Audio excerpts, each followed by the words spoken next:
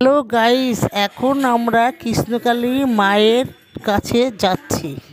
আমার জামাইবু টোটো আগের থেকেই ঠিক করে রেখেছিল, আমাদের যাওয়া খুবই সুবিধা হয়েছে। টোটো গাড়ি করে যেতে যেতে তা দিদি বলল যে বর্ধমানের যত নোংরা এখানে ফেলা হয়, নোংরা ফেলে এখানে বড় পাহাড়ের মতন হয়ে গেছে।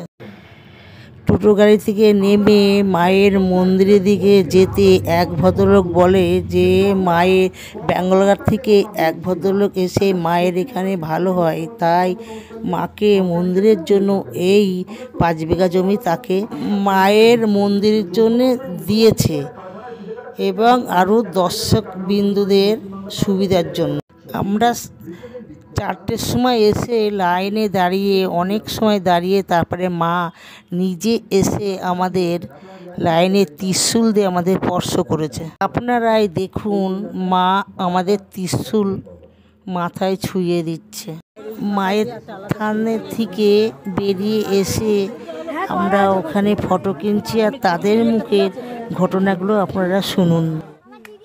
ছিল নাতিকে ভাত খাওয়ানো হবে, তাহলে কি চলে যাচ্ছে তুলে, তাই না? হ্যাঁ চলে গেল তো, ওই তো ওটা সব হোটেল ছিল, চলে গেল। তাহলে দিদিভাই কালকে তাহলে প্রচুর লোক হবে? হ্যাঁ শনিবার মঙ্গলবারে প্রচুর লোক, মানে সমস্ত জায়গায় প্রতিদিন না, সোমবার দিনে বন্ধ থাকে।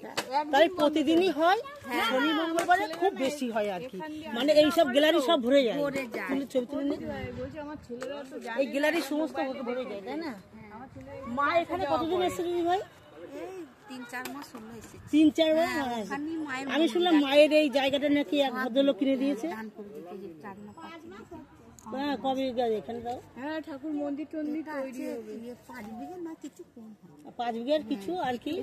মানে যিনি ভালো হয়েছে এটা শুনলাম নাকি সে ব্যাঙ্গালোর থেকে আর কি, উনি এসে এখানে এসে ভালো হয়ে তারপরে দান করেছেন আর কি মাকে।